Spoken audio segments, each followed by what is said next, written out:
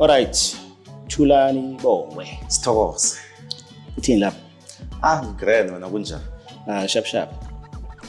Yeah, so angitshele like when are you like the youngest producer that I can do this?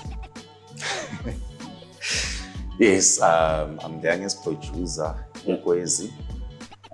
Nanyana mhlambe sinama department ngokuhlukahlukana kodwa nakhulukhulu ngapha ku programming esingatsho ukuthi ngemahlelweni I'm the youngest producer. And like eating Ede nama present. Nakhona so Ede nawo nakhona still the youngest. Well, ama presenter njengoba wazi ukuthi kune department bizwa ukuthi Department of Education yezefundo. So kunamahlelo wabantwana bakhona ama presenter abancane kunami. Oh yeah. Ngakulelo hlangothi leyo. Oh, okay. Okay, so angitshele yini i-radio producer? Producer kumvezi. Yeah.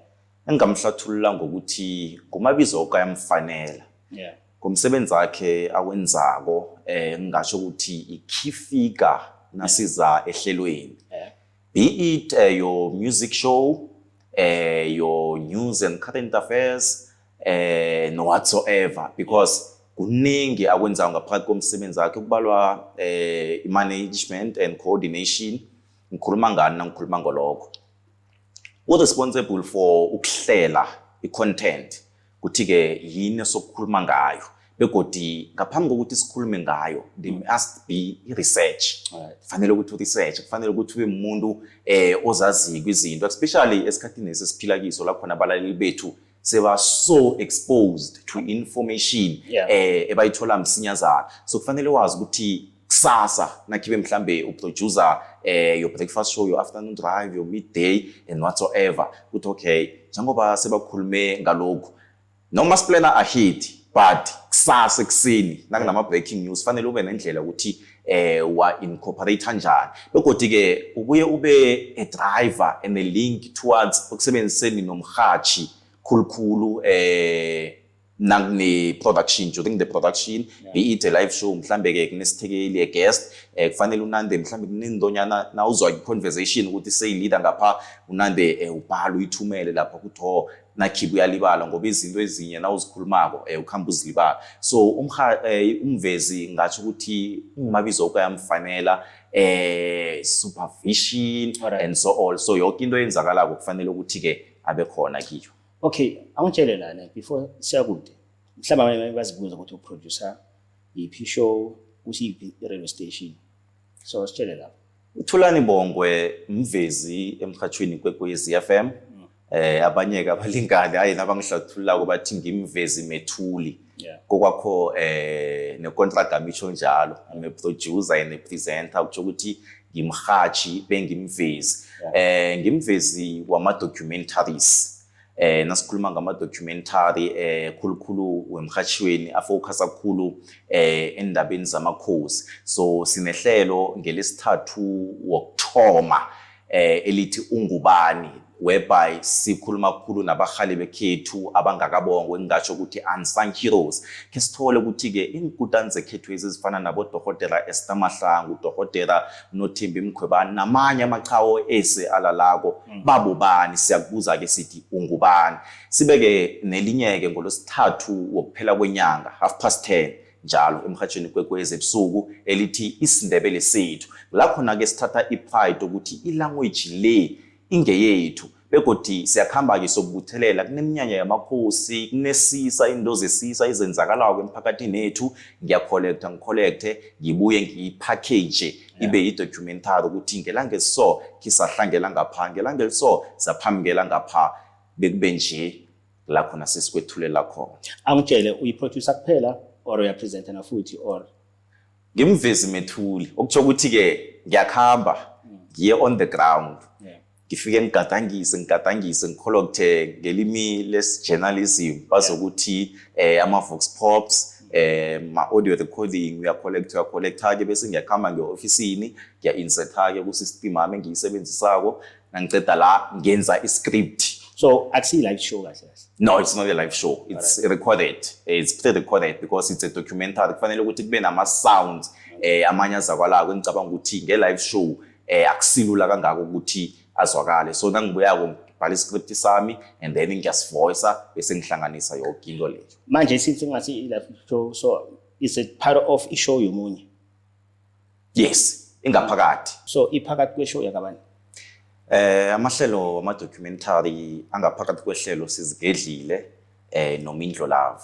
Kulihlelo langomvulo bekube ngelesine then ngelesihlanu ngena uDJ Mpumi 9 to 12 ebusuku. Ebusuku. And then i-producer one show le before wena? Ngaphambi kwami i-producer i-mentor yami uNtangababa imbavmani uBranko Nkambule wakumlwisana ebenguye kuKatalhacha kodwa nakucakathekile ukuthi sichoke ukuthi ke bekulihlelo phaphama nehlelo imisebe yelanga. Ngaphambi kwakhe kwaba no Delate kwangumoya khongalalo uphumule ubaba uSP Mahlangu uMadlelila koKhilili ngiyakhumbula ubaba uFBK isikhosana nabo bakhe bazwakala emisebeni yelanga njalo njalo. Manje bathini nabayizwa since bayizile yenziwa ngo? Kuba vele khulukhulu ngisebenza nawo amakhosi la bayatheka ukuthi hawa nguye vele lo iye kuthiwe nguye. So ngicabanga ukuthi esikhathini esikiso ngoba vele umhatsho ufana ukukhulu ne-visual okuyi-television so i-audio iyazwakala. Ngicabanga ukuthi izwakala kuhle khulu kwamambala begodwa uzakukhumbula ukuthi kunento esibiza ngokuthi generational successor. Bekufuze ukuthi ke vele sazi ukuthi nangabe into sifuna ukuthi ragele phambili fanele ukuthi kube nomunye ozokuthatha kusasa begodi akhone ukuthi amentorwe agrunywe bekufika isikhathi sakhe. Hey phela yazi abadla baqedwe babala phela abantu abakhulu ne kunjalo. Manje into engizibuza yona ukuthi phela kule age group yakho abantu abaningi baprefer ukwenza ama-show la ama-breakfast show midday show ama-show maybe la target youth amanye wakhona. Ya ngiyazi ikwekwezi vele target both youth nabantu abadala. But I'm assuming ukuthi vele youth most ngiyacabanga mhlawumbe lalela most ama-show lawa during the week during the day youth yala kwaNdebele or nje abantu abathanda ikwekwezi. So azange babe surprised nje even abo Branko or ama-producer walapho or nje just abantu basekwekwezi nabathola ukuthi wena ne-interest yale show le.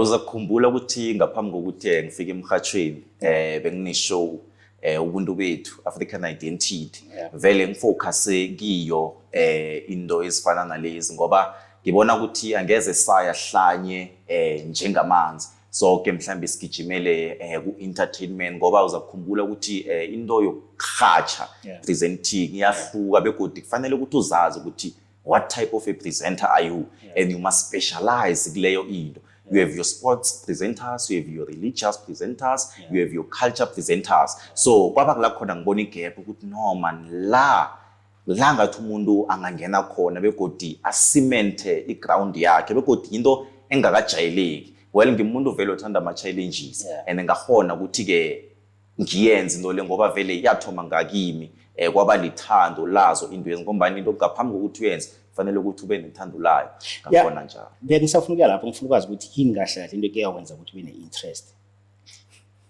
I-content so. Well ngatsho ukuthi ibuyele esikolweni into yokukhuluma ayikuthi ukhuluma nabogogo nabomkhulu mara ngikhuliswa ngugogo uNasikhosana wesicotsheni noba mkhulu ubongwe ihoha iphaswana ngendanga kodwa ugogo vele ngezwe ukuthi ke nanyana ngimthole nangithukhula sekade ukuluphala bekamuntu vele ethi ukuthi uzithanda kwinto zeminyanya ezathi nakazibonga kathi ngiyinceme features anebayihlenga bayisukela so ngayithanda ke into le ngesikhula silalela imhatsho nanani nasizwa imkhangiso okuthiwa ngomjekejeke ngijame nje ngilalele ukuthi uthini because ngiyakhumbula ukuthi kwaba nesikhathi la khona nami ngiyilingisa khona and abantu barareka ukuthi hey madoda walingisa into ezifana nalezi ngingazi ukuthi ngelinye ilanga nami ngiyaba liphimbo elisuke li-announce ama-event acakatheke njengalawo. But kufila kanjani ukuthi ukhule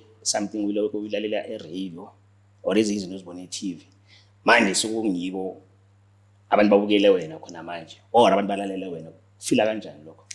Akukholakala ngoba into efana ne-television ne-radio yinto ebegade ibonakala ikude begodi ngatsho ukuthi ikude ngoba kufanele ukuthi usebenze ngaphambi kokuthi ufike khona kodwana i-feeling angikwazi nokuthi ngingayihlathulula, it's just out of this world.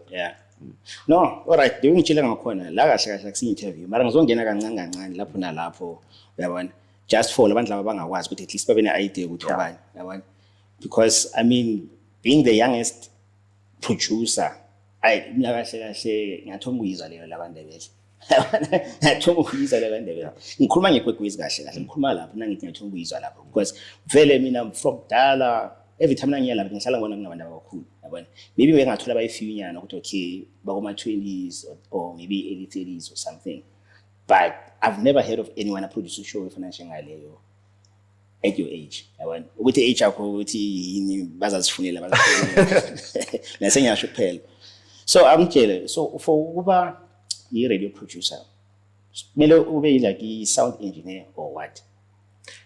Well, angeze ngitsho ukuthi kufanele ube i-sound engineer ngoba it's a different field, i-sound engineer, but in order for you ukuthi ube i-radio producer, it's beneficial ukuthi ube ne-understanding ye-sound in terms of ukuthi mhlambe uyirekhoda njani sound because it's not just ukuthi uthatha ifone yakho and then uyakatangisa but ukuba creative nokuthi ma-software mapho wasebenzisako and then ke phakathi ekubeni producer kuyaba nesikhathi njengeyami show fanele wazi audio editing because you go on uthoma ku pre-production bese ngiya ku production la khona sengiyoku-edita ke the equipment or ama audio kade ngwa-collector on the ground so icakatheke khulu sound further esisuke sikwenze ngoba vele isithethe yasifaka naku sound engineering la khona sesimixa khona ama promo okuyinto engiyenza ukukhulu nala emhathweni especially ama promo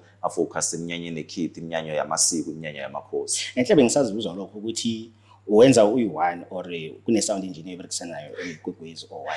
Well ngiyawenza ngingedwa mhlambe sekufike ngingazi ukuthi lizinga namkha sebangithemba ukufikela kuleso sigaba sokuthi ke ngiyahona ukuthi ngiproduce i-sound ngedwa beye emoyeni kodwa ke akhona ke nama sound engineer ongahona ukuthi usebenzisane nawo who's in charge of our imaging ngikhuluma lapho nge-imaging specialist wethu omixa all our jingles and promos namanye nje ama-advert owezwako emoyeni. Enhle ngasikhuluma so abanye abalaleli bangazibuza ukuthi mara for ukuba i-producer yase-radio for ama-show afana njengawo asiphokase lapho khona manje ukuthi yini lokho sibayifunde esikoleni? Well ngaphandle mhlambe kokuthi sisikolweni ithoma ngethando nokuthi kuhle kuhle ufuna ukuba yi-producer yani ngoba nasengibalile ukuthi indozisi ziyahluka, you have your entertainment people, you have your sports, you have your education, you have your religious and so forth but esikolweni okucakatheke khulu into ongayifunda we have journalism we have media studies we have communication and most importantly abantu into abangayicala ama-languages amalimi wethu wendabuko isiNdebele iSwati isiZulu isiXhosa isiTsonga isiVenda njalo njalo ayahona ukuthi akuvulele amathuba entweni ezifana nalezi namanye-ke amakhosike are related to this thing your marketing and so forth. And like when it comes to show aso like last the show I saw especially whether uyenza iGwegwezi or whether uyenza iKhozi or iGwalagwala now wenza iKhozi something else so kumele konje iKhozi kumele ube mZulu and then now wenza iGwalagwala kumele ube mNdebele and then now wenza something else so yini ama show. Well indaba ye-language especially ku-PBS icakatheke khulu ngoba uza kukhumbula ukuthi ke most of it target audience yaleso station isuke ifocus elimini ebahatsha ngalo. No, yazi ngithi wena oyenza ishow leyo phela kwase ube umndebele for ukuthi wenze ishow leyo or ngakhonakala ukuthi lesi samalo ongasimndebele mara uyayazi you understand the history leyo or do you understand content lebandebele le obhizi ngabe understand. Is it possible for someone ongasimndebele ayenze ishow yeso nawuqalile? Mhlambe ngasho ukuthi ke kuzokuhluka ngokuthi awusilindebele kodwana ukhulele kuphi. Ngicabanga ukuthi ehlelweni lami kufanele ukuthi ngathane ukhulele kwaNdebele ukhone ukuthi uzwisise imrabu nomlando wekhethu ukuthi uhlezi njani. Ehlelweni lami ngicabanga ukuthi kucakatheke kukhulu ukuthi ube lindebele ngombana amahlelo la engwenzako abizwa ngama special program ukuthi mahlelo akhethekileko. Nomuntu ke ngicabanga ukuthi kufanele ukuthi awenze kufanele ukuthi ube nelwazi nawukhuluma ngomlando wekhethu ukuthi ujame njani uwazi amakhosi la ngokuhlukahlukana ukuthi izindlu ezijame njani bobani abawela ngendlini le njalo njalo begodwa lokho kuzokudinga ukuthi ungaba ngilo indebele namkha ukhulele kwaNdebele wakhulela kizo ilwazeli lawela phezulu. Yeah, no, ukuze ngibuze la so baningi abantu engibaziyo kwaNdebele abakhulile la bakhulise la. But uthola ukuthi umuntu akhona uyasazi too much isiNdebele and uyayazi neculture yamaNdebele but ayanithi ukuthi ane-interest yokuproducer ngaso radio. So ngizibuza ukuthi mara umuntu so angakhona ukuthola ijob enjalo lapho as everything about the culture leyo but the only problem ukuthi yena angasiyindebele yabona. I was always curious ukuthi lokho kuyenzeka na. Well kuyenzeka because khumbula ukuthi not every producer is a presenter. Yeah. For the sake ukuthi umvezi lokho akukwenzi umhaji. Bakhona abantu abakhona ke ukwenza imisebenzi leyo yombili kodwana abasibanengi. So kuyakhonakala ukuthi ke umuntu oyaziko ilanguage begodi ozwisisako ukuthi umhajo usebenza njani akhona ukuthi aproduce kuphela. Umsebenzi wakhe kube nje producer kuphela. Begodi abantu abokaningi they tend to be creative. Like angitshela usesikoleni? Yes. So usesikoleni se-radio and then television. Well angeze wakholwa nangakutshela ukuthi nangingena emhathweni bengenza final yami. It was around June when I got a call and an opportunity ukuthi thani ngeza ngizokusebenza ngemhathweni sikwazi ukuthi sithuthukise umhajo wekhethu ukuthi uye phambili. So bengenza i-Bachelor of Education in Languages e-University of David Witwatersrand which is Wits University ekhona eJoburg nomhajo okhona eJoburg. Kodwana ngenza ke na few media certificates khulukhulu ku audio production na ku graphic designing so that ngikhona kube diverse in that way. But ke after graduate hake ngabona ukuthi akukaneli kutheni nginawo ama language begodi education so nga-enrolla ke ngo-2024 for i-Bachelor of Arts Honours in Journalism and Media Studies engiyo ke ngibhizi ngayo nje ngisele ngama-module ayi-2 engicabanga ukuthi i-research and then ngingathatha i-television ngoba i-radio bese ngenzile ne-journalism studies bese ngenzile kodwa kusesekuningi engicabanga ukuthi ngaragela phambili ngiye nakho phambili ke sifundo. Hayi yazini enhle ngathi iJakhomele sibatshele yazi. Hayi. Well we can tell them.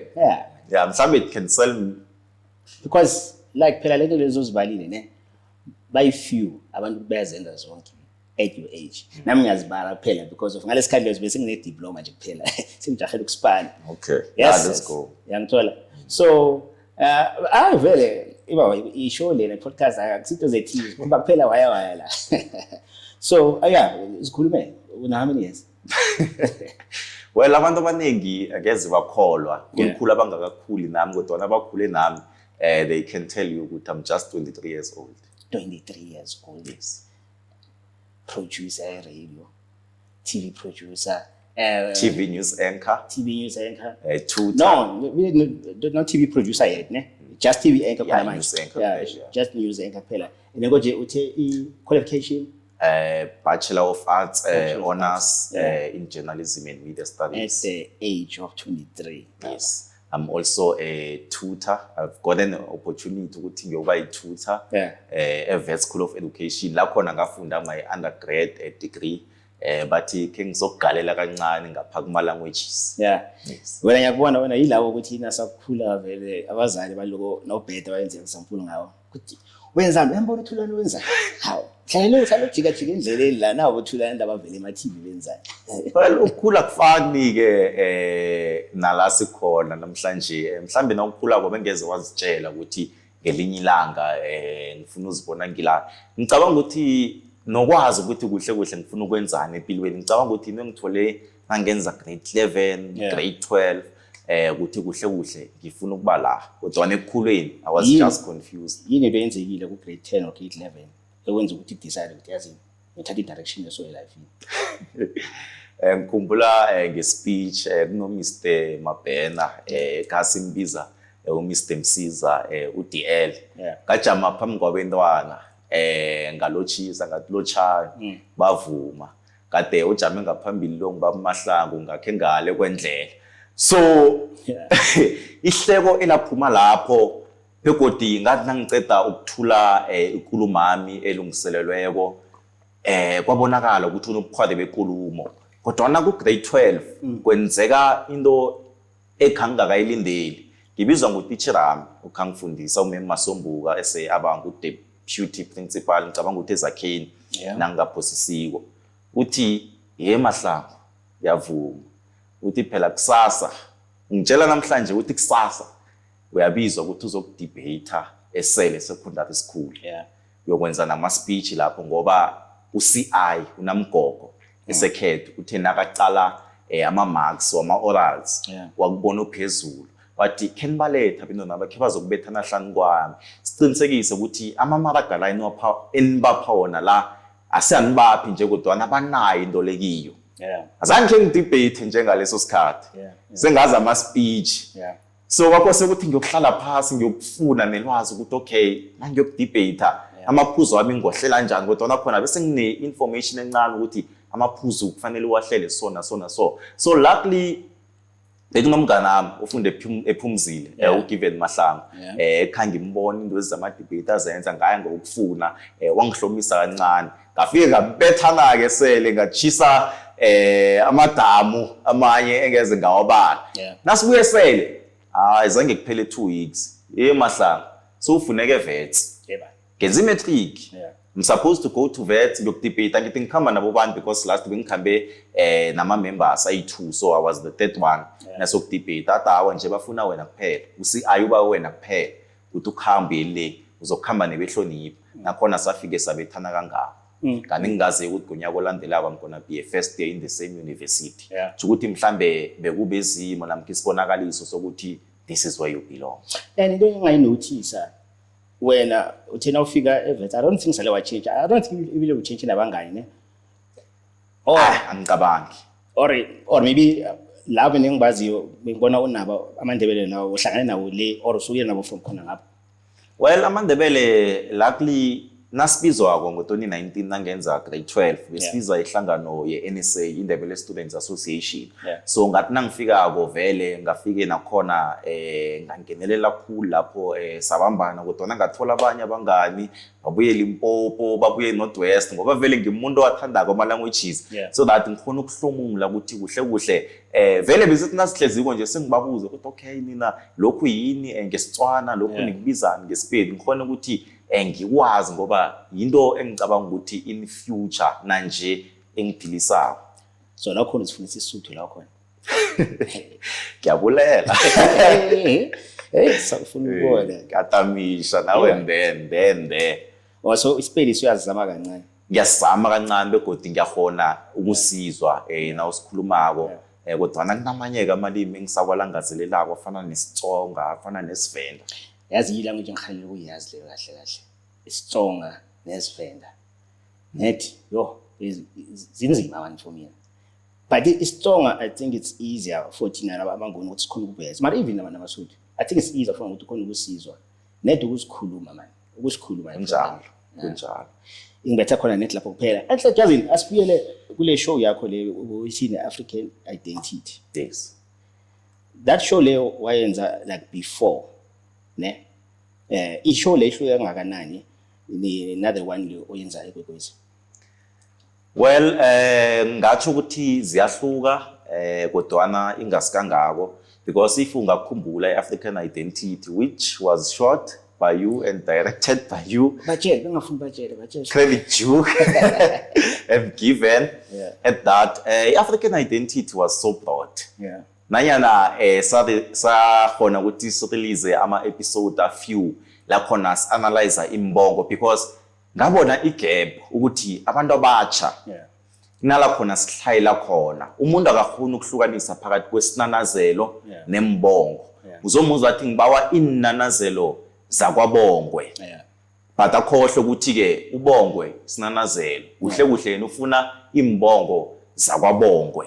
So ngangena lapho but it was so broad to effect ukuthi ningi ebekufanele ukuthi analyze obegodwa engicabanga ukuthi isazokuragela phambili nanyana imisebenzi ami siba mningi nje ngikhuluma ngokudla ngikhuluma nakho wonke kodwa nangingeze ngakubala konke ngoba hey basa kuthwebula laba kuthwebula khona nangena esidebelini sethu isidebele sethu khulukhulu sifocusa kuma event ekade enzeka enyangeni leyo namkha enzakalileko and then wa build up khulukhulu ke yona ifocus ku current affairs yamakhosi ngoba sazi ukuthi kune news current affairs efocusa endabeni yo international news domestic and whatsoever le kuyi current affairs la khona sinikela khona amakhosi ngoba uzakukhumbula ukuthi imhatsho nayo ine mandate ukuthi fakani education isikhathi esigaka fakani news isikhathi esigaka so nabaholi bethu bendabuko njengamakhosi la khona bakhona ukuthi bathole umoya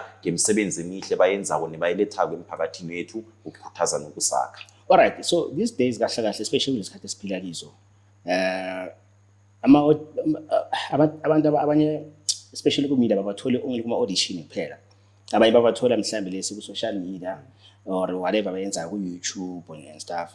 So I'm assuming ukuthi mhlambe nako maybe babe ne interest kancane nababona le show African Identity. So can you say maybe incede kancane? Ayikancedi njalo ayikasizi kodwa it was African Identity ebayithi nabayibonako my mentor currently and my boss umuntu engichoko ukuthi mhlambe uyangichuka ubaba uBranko Nkambule wayibona wayipresenta kubaphathi kanti vele yenzeka ngesikhathi la khona umhatsho udinga umuntu ozokusebenza khulu ku language and ku culture wathi nangu umuntu engicabanga ukuthi ke angahona ukuthi angene kulezi inyathelo ezikhulu kangaka umphathi wami uBathabile uma uBathabile Sikhosana after I think it was after a month sengifikile wathi you know nabangipresentela wena ngangakholwa kodwa ngathi ukubona ivideo yakho ngathi this is the one and ngendlela nanje uyangirara ukuthi we are so young because I was producing breakfast besiku transport man ngiproduce breakfast ngibachange ngapha ngithi ngiphathe ngesikhathi esizongena wena njalo njalo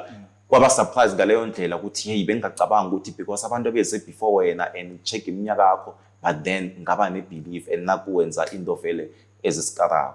No, indaba yazinzaba kuya kuphi? Zabuye indabeni ye social media. Yes. Because I know ukuthi abantu banokukhala babenokukhala ngesipano nokukhala ngemisebenzi ukuthi ngihle akunambereko these days. Yabona. So ngiqalile ukuthi this thing ideally ngiyacabanga ikufikele nje ohleli. Or ngala ubone khona. Uthole ngithi kufikele kanti kunala ibone khona. Yafika. Okay. Ngifuna sidlule lapho kuqala. Uthole uyibone somewhere and then mina ngithi imani akufikela nje la ideal.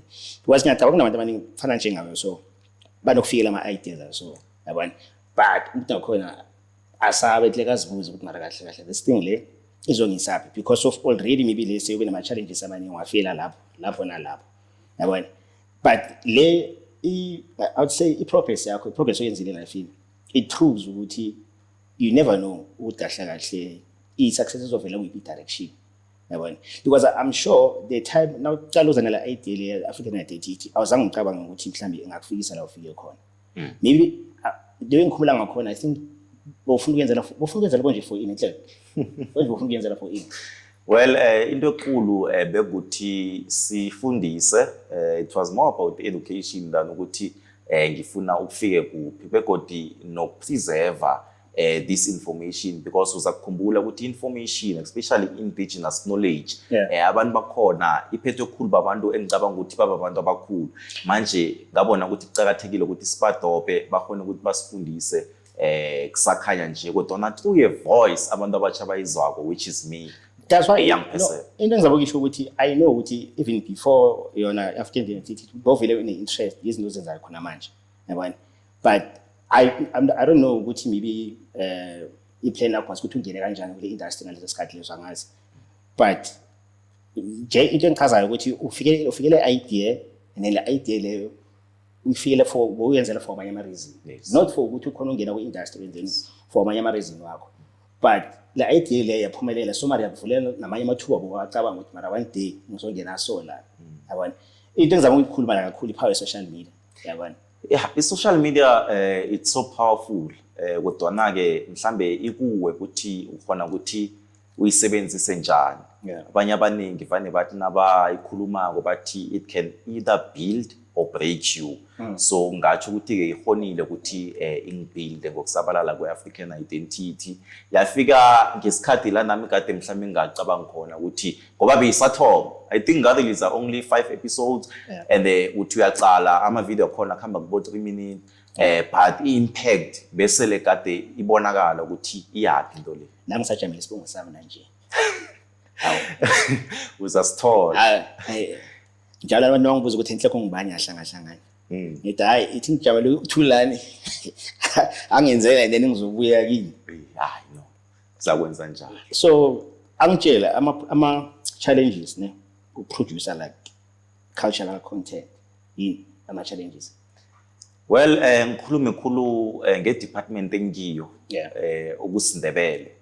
Inkinga enkulu ukuthi umlando wekhethu awukatloleki phasi, so siubala ukuthi umlando owatransfera through oral so siwuthola nge-oral history. So kesinye isikhathi kufanele ukuthi ube nesikhathi esiningi sokuhlolisisa and verify ukuthi vele information le oyikhulumako ingiyo na. So ma challenges amanye esihlangabezana nawo nokuthola ama guest relevant people aba outspoken abakwaziko nje umuntu onobukhwari bokubeka umlando, umuntu onobukhwari bokuanalyze kuba nzima kakhulu ukuthi ubafunyane. Namanye ke ama recording engicabanga ukuthi ngiyafisa ukuthana angenziwa ngikhulume ngamasino wekhethu angakahabi ukuthi agadangiswe. So ngwathola nangileko on the ground but aku sound quality lesifisa ngathana sigaba nayo awuwatholi lula. So abanye bazofuna ukwazi i-research kahle ukuthi naso uyenza njalo labantu la ukuthi bathola njani, uwathola just through social media kuphela or I don't know, maybe kuneyindlela yo-research ngayo futhi. Well, engakutsho ukuthi na uyi-producer you must be connected. Okay. I-network yakho kufanele ibe powerful. Yeah. Ukuthi na ufuna mhlambe umuntu owazi umlando ngomguruguru wakwaNdebele, you just pick up a phone call. Uyamfonela ubaba uNzima, uyamfonela ubaba uVeli Mahlangu wakwaSosibozi, begodi lokho into engiyitsho ukuthi kufanele ukuthi ube nethando begodi ube nabantu abo. Nje na uyongitshela ukuthi ngiyokufunela umuntu wesports kungaba nzima, but because kuyi-department lengisebenza kiyo nginawo almost ama-contact wabo bonke abantu ehaye ngibadinge emahlelweni nangesikhathi ehaye ngibadinge ngaso. Because bengisazibuza ukuthi nawusangena ukuthi azange ngise problem like the first few months, like maybe I don't know, maybe the first 2 or 3 months nawusathoma. Not at all, because uzakhumbula ukuthi nangena emhathweni African identity besikhona, so bese vele bengicabanga ukuthi bese ngiyibuildile into engifuna uyenza begodi nama contacts nginawo ngokwaneleko ne-history ngiyibuthelele khona efonini nami le maliledinini lo ngiyo vele into zami eziningi sengihlola lapho ngiverify imsinya nembongo nje eziningi abantu hayi nabathi sihlolela I just copy and paste because ngaziphi isikhathi ukuthi ngizihlole phasi njalo njalo. Yo. So I'm assuming ukuthi noma onje kokweze okay Jozi ngiyacabanga ukuthi mara zikwazi ukuthi hlaluze ngapha like for research most of the time kunjalo. So mele every day utravelele ngapha or what, like Well, it's not every day, but angithi kuyaba mhlambe neminyanya khulukhulu ngoSeptember. uSeptember ami wonke ngoba inyanga amagugu ngispenda ngapha because ngimi umhathi wawo ama-OB afana nalawo la khona kuneminyanya ngiyafika ngenza ama-interviews ami at the same time fanele ngikhumbule ukuthi I must collect ama-vox pops we-documentary ngoba iyangena so ngicabanga ukuthi nguSeptember la khona aye ngize ngapha khulu kodwa luckily emsebenzini-ke bakhona ukuthi-ke bakunikele i-transport so into zibalula ngaleyo ndlela na uyako uyokwenza umsebenzi loyo. Enhlek ngaphandle nje kokuproducer kuphela ne una interest yokuthi one day I don't know after how many years of that ukuthi ube ne show. Well ngawani ngibuza ukuthi akabani njani angifuni ukufakela inkinga usathi ujab just I want to know ukuthi une interest yalokho na. Well before kuma community radio ke ngasebenza Flair ngimhathi ngihatsha ingoma zesiNdebele ngahatsha ihlelo lesintu la khona sikhuluma ngokukhuliswa kwabantwana as young as I am kodwa I was given that show engicabanga ukuthi kasebenza kuhle kukhulu kwamambala ngaphasi kwayo nangaphasi kwesandla ke sika baba uprofessor uLike kwaMahlangu oyi-commentator emhathweni kwekwezi so mhlambe ngelinye ilanga abaphathi nababonaka ukuthi ubongo lo kwanga ngaphezulu kwama-documentary awahatsha kwakhe sinikele ihlelo ke simuzwe ukuthi unjani mhlambe ke banganginikela kodwa mhlambe one day ihlelo mhlambe ngaya we'll see no stress singangeni kakhulu lapho ngizobe ngakufaka enkingeni but asibule futhi indabeni ye-education man because I know ukuthi especially kulesikhathi siphila kiso social media especially for ukuba phambi kwecamera whether kuse TV or upresent ishow I might be wrong uzangicorrect I'm wrong but sometimes I don't think ufuna i-qualification sometimes as long as i-talent ikhona bayibona and babona ukuthi as long as nama-director so uzoba right uyangena but I've noticed ukuthi abantu abaningi for mina I think abaningi basurvive laba bane-qualification because already into khona uyazi ukuthi okay yazi maybe lana nabo ma 4 or 5 years if I'm lucky ngaba na more years but anything could happen after my 5 years because izinto ziloko zachinja yabona so fana njengomuntu maybe lesi host show abe ne interest ukufundela for production or omunye abe ne interest sound engineering for wena kubaluleke kangakanani ukuthi kule industry umuntu abe ne qualification. Well icakatheke kukhulu kwamambala kodwa ke sithome ngokuthi isiphiwo sicakatheke kukhulu begodi umuntu angeze wamthathela isiphiwo sakhe singesabezimo nozimo njalo kodwa ngicabanga ukuthi italent nawe ihlanganisa ne-education okuyi-information okhambileko wayoyifunyana ngicabanga ukuthi ngaphuma omunye umlilo lapho nabantu abangakawulindeli kodwana i-talent alone well in this status quo I feel like it's no longer enough kufana ukuthi thane uyileka phezulu kancane ngefundo nokwazi ukuthi ke ulisebenzise ngendlela efanele and nafuthi phela ngiqale khulu ama interest wena onawo so ngiyazibuza ukuthi without qualification now cabanga kahle bongafika fast kasona ufike khona I'm not saying ukuthi ufikile la ufuna ufika khona because I'm sure mhlawumbe sesenezinto izinto usafuna ukuzenza but come from la ufike khona without education now cabanga ungabani lawo khona. Well angicabangi njalo ngoba ngicabanga ukuthi imisebenzi yami ne-education yami zihlangene because uzakukhumbula ukuthi kodwa ngimchugululi welimi i-translator and the skolo varsity yangithatha yangibeke eJoburg okukula kwathi noma ngifike emhathweni umhathi is just 5 minutes away from la ngihlala khona so kwaba simple nje ngaleyo ndlela bekodwa ngaba exposed to into eziningi ongahona ukuthi uthuthukise ngawo amahono wakho nawe ukhona ukuthi uzithuthukise as an individual. Okay, translator ne so a translator only let's say English kuphela to isiNdebele or nama language is it easier kuphela nge-English kuphela or namanye language now? Well, I do English nesiNdebele vice versa. Yeah. I remember once upon a time kwakhe kweza engesiZulu. Yeah. Kodwa nangakhona ke ukuthi ke ngijugulele esiNdebeleni. So kuqakatheka kangako ukuthi na uyitranslator ube nabo ubulimi nengilo besibiza ngokuthi multilingual. So that's the reason why nafuthi ufuna ukufunda amanye language. Kunjalo. Usho ukuthi nje nawathola yesivendo ngaba nenkinga ne? Ngicabanga njalo. Mhlawumbe one day ngaba i-lecture yesiNdebele. Nase sengiyoziretire ngikhambe ngiyo-inspire begodu ngifundise kukhulu bengikhuthaze nento yokufunda amalimi wethu wendabuko ngoba kuyi-career kodwa lokho. Hayi kahle kahle mina uJeqinise ngibona ngathi uyalapha. Mina ngibona vele uyi-lecturer ekugcineni la. Mhlambe God willing mhlambe ngaba i-lecture kuthoma esiNdebele eVets nase sifakiweko.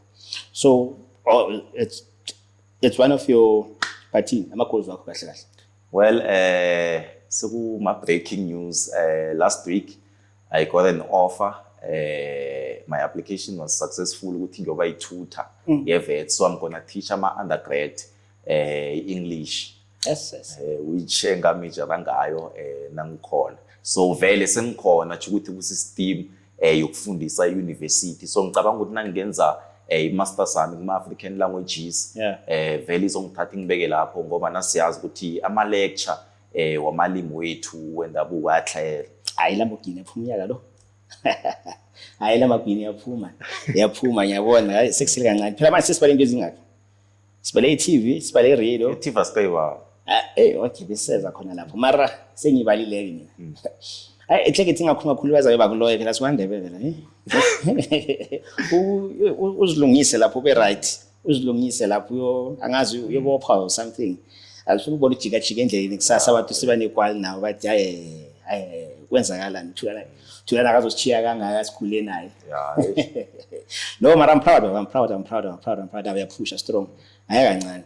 Because there is no, it's like if there's one thing engichazayo ukuthi most abantu kule age okiyo ba focus on just the party life abantu. Angale nabe ngikhareze bengenzani ne but on life i-party life nambe bengifrosta naye kancane yabona but ayishem bengithi ngifocus la ngidlala hayo nokwenza because kwesinye isikhathi it feels like ngathi just unomzimba we 23-year-old mara ngaphakathi ngathi na 43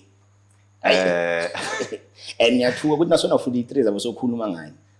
Umunye ukhe wangibuza wathi besikomjekejeke nanginganamala wathi yazi bongwena ngikulaleleko I'm able ukufunda something kuwe and umncane to an extent ukuthi ngakubeletha so ngizibuza ukuthi nase ungangamo nabo 50 zabe so ungangani ngokulazi oluphetheyo. Mina ngibona ne-dictionary zabo soyazi yonke.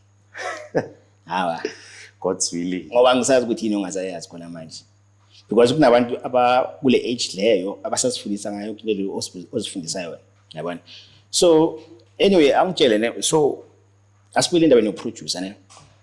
So is it possible uproducer more than one show? Yes, it's possible. Kodwa ke ekhambeni lakho you have to be open begodi ukwazi ukuthi ukhulume nemanagement njengoba mhlambe ngisebenza emhathweni kwekwezi if ngi-approachwa i-Channel Africa or your Metro FM kufanele ngisho ukuthi baphathi sengithola ithuba elifana njengalelo ukuthi man bathi nangale bayalidinga kancane mhlambe isizo lakabongwe so bengicabanga ukuthi man offer le ngiyithathe ngoba ayizukuphazamisana nomsebenzi wami engikwenzako la kuyakhonakala begodi even nehatheni sibabonile abanye bakwenzile before usiya Mhlongo uzakukhumbula ukuthi bayahatshela ukhozi kodwa abuye ahatshe ku Metro FM so baningi Robert Marawa simultaneously beka ku Radio 2000 kodwa abuye abe ku Metro FM so kuyakhonakala. Oh okay ngisazibuza because I thought ukuthi maybe now no kwezo kuphela and then nakukhozi kuphela so should yakhonakala ukuthi kwesinye isikhathi mhlambe ngiproducer ekubone ukuthi noma this guy angaba right for ishow so ekhozi so ukuthi ekseno la balibusuku la kunjalo and like asifile kule qualification yakho ye teaching so do you have any plans kahle ukuyiberekisa khona la kwaNdebele? Like, I don't know, mhlawumbe ukufundisa la kwaNdebele or something. Well, impilo yami ngithethe yangibeka eJohannesburg. Yeah.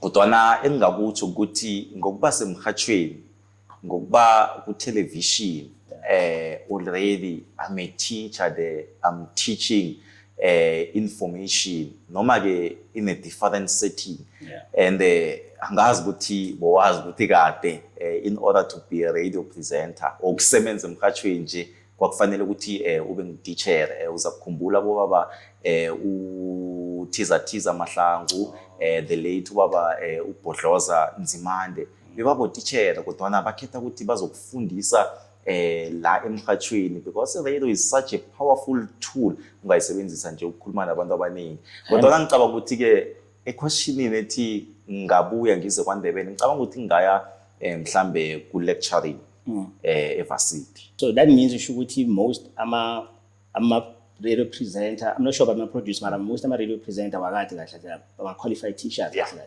Bekunjalo. Laba bakade ebangena ngalesa sikhathi kwakufanele ukuthi vele ukwazi ukuthi ukufundisa. Yeah. No, it makes sense. It makes sense because of cala the way ama show la beka popular ngakhona, na the way bekwazi ukuconnecta ngakhona nabantu. So like, what if maybe let's say kunabantu bane interest ukuthi I don't know, ube part of my project ukufundisa maybe abantwana maybe let's say abangakhona afford ukuya esikoleni for producer or for even TV and stuff. Well, I'm a special project ngiyawathatha. Yeah. And there was a school engicabanga ukuthi sasengifuna ukuthi ngizokusebenza kiso khulukhulu kuma languages. But now ucalako ke mhlambe ama hours nemisebenzi ami sengiyenzako mhlambe sengijwayele nje imisebenzi 3 hours 4 hours then ngigijimele eminye imisebenzi ami kodwa nama special project afana nalayo ngiyawathatha. Uzakukhumbula uthenga ku project yesiyahaya where I was a project coordinator and also a presenter. Yayo la khona sifundisa abantwana ngokondlo, sibafundisa ngamathuba akhona ngaphakathi kwelimi. So ma special project afana nalawo ngikwazi ukuthi ngiwathathe isikhathi nasivumileko. But awuna any plan ukuzenzela yakho something similar to that in future for la kwaNdebele? Well, there is a project and a massive one, something engazange kenzeke eMandebeleni ke ngayibona ke kezinye izizwe kodwa ezingasingako ngingeze ngayikhuluma kodwa iyeza ngasikade. So yazi kunala ke ngakhuluma khona noMusa noMusa Kabide, I'm not sure ukuthi go drop yakhe episode qala or yakhe. Hopefully nangikhuluma nayo kwaso yakhe zabe seyidropile at that time.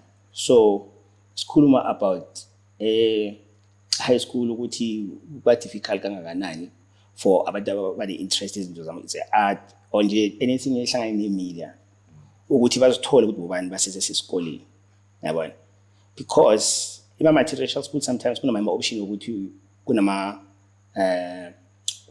maybe kunama course for art or something related to TV or media or whatever nje. But mostly emakhaya la abantu abaningi bazithola maybe sebase tertiary boma second year or third year. So awucabanga ukuthi kumele kube na something echange mhlambe high school or something? Well, as an educationalist, we have a subject efana creative arts and also life orientation. Khulukhulu mhlambe nangangena ku creative arts ngicabanga ukuthi it's high time ukuthi si introduce izinto ezizoku-align nabantwana sibavulele, because I believe ukuthi there's always a room for improvement.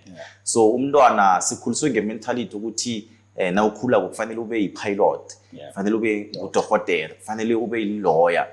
But into ezifana nabo modeling no music ukuthi nje unabe kangangani. So seyenziwa mhlambe creative arts leyo kodwa ngicabanga ukuthi indlela eyenziwa ngakhona bakhona ama-facilitator abangabanikela a certain project mhlambe njengabantu abafana njengo-Audrey Kozwana mhlambe under iKwaMhlanga bathi bamnikela 5 schools and then uzokuqala identify ama-facilitator abona ukuthi angaba relevant ukuthi bayokuteacher i-creative arts ezokuvulela abantwana elwazini elinye, ngoba it's said into yenzeka ngaphandle. Umntwana uyafika first day uyayenza ivarsity mhlambe it's an LLB degree. Second la khona bona kuhle kudawa. Yeah. Mina ngifuna ukuba soccer player. Yeah. Mina I wanna be a photographer or a videographer. Nokwazi ukuthi kuyini lokho. They are not so exposed to it. So ngicabanga ukuthi wa being unfair to this generation. Or system le bengendlela leyo ukuthi bakhona ukwazi from at least grade 10. By grade 10 kube at least oyazi ukuthi okay shap indlela mina ngizoyithatha yini. Ungazozithola somdala or uzothola maybe tertiary or uzothola sokuba ukuthi okay kahle indlela emeli ngithathe yile or ile. Yabona?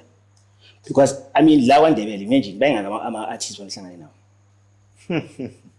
Well, baningi. Yeah. Baningi even nabantwana besikole abanye uyambona umuntu arapper now and then, and njengoba utsho ke ukuthi ke ama financial situation wala sibuya khona akafani, and nawucala nama sponsors just like NSFAS, there's a certain period la khona ukuthi ikufande, so nawufuna ukuchugulula ucabanga nalokho ukuthi awusazukhona ukuthi uyicede into efana naleyo. I mean, imagine if maybe let's say high school, maybe taking something yana, I don't know, maybe a PC or a laptop.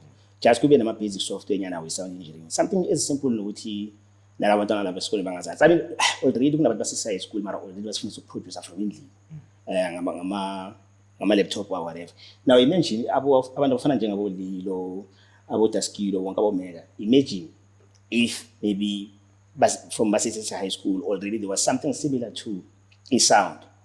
Can you imagine ukuthi by nabafika ku matric ukuthi ngabe manje already skills aba ngabe sikuphi? Well, cabanga ukuthi ngasele sebakude begodwa lokho kungikhumbuza one man one gentleman wakhe wathi mhlambe it's high time ukuthi ne-education system eSouth Africa ithi ukuchuguluka kancane begodwa ichuguluko elifunakalako akusichuguluko elingenzeka in a year, but it's something that engathatha maybe boma 30 years ukuthi igcine complete shekile. Because if you can check our education system, it's more ku information ekunikela yona than being practical as compared to eChina. Nangakutshela ukuthi umntwana eChina mhlambe nakenza grade 5 ukukhendla ifone ekayibuyisele uyakhona ukwenza lokho. So ngicabanga ukuthi ke nathi kufanele ukuthi abantwana bethu sibanikele ama option a practical afana nalawo ukuthi umntwana uyakhona ukuthi ayokudijia nanyana sekasevasile mhlambe wenza imedicine kodwa on the other side uyakhona ukuthi adijia akhona ukuthi azenzele imali ecade. Hey, well hopefully kuzochange one day yabona. Mina ngizobukela lo show uzobona ukuthi ngibalabala ngalokho na every guest balabala ngalokho because phela mina checka ngayenze art, so at least ngaba ne direction kancane yabona, even though azangenze exactly course mina ngiyenza bara ngaba direction kancane, but I worry ngalaba basha awarayi kancane. So producer for a radio can you also be like a producer for a radio na futhi ube producer for TV? Yes, it's possible.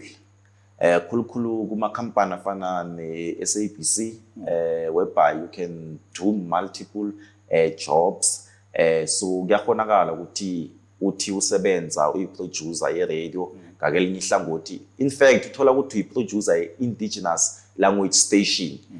Now ufika ku television mhlambe so yokusebenza ku 404 so yokusebenza nge-English. But so, do you think there's more like ama-challenge amaningi akuphi angasethi radio nawuqalile? Well, television, I think it's more complex because television it's audio and visual. So at least the radio it's audio. But the complexity television is just too much. Nomsebenza khona awukhoni ukuthi uchithe. Kodwa zombili ngathi ukuthi mathula sebenza very well and are complex in their own respective fields. Yeah. Yes. So, when do you have any interest for producer at TV? Well, ama news anchor amaningi agcina sekaba producer esikhathi nasikhulako nathi sikhula nje ngokwempilo mhlambe uthola ukuthi ke namalooks la nephimbeli selikhamba layachuguluka lisafanele ukuthi ithathele ngahachila abantu bese bakuthatha ke bakusangemva ke la khona uzokhona ukuthi uchuke laba abeza ngemva kwakho. Yeah, melo ujime lapho ungazogcina soshaya nge1 pack la.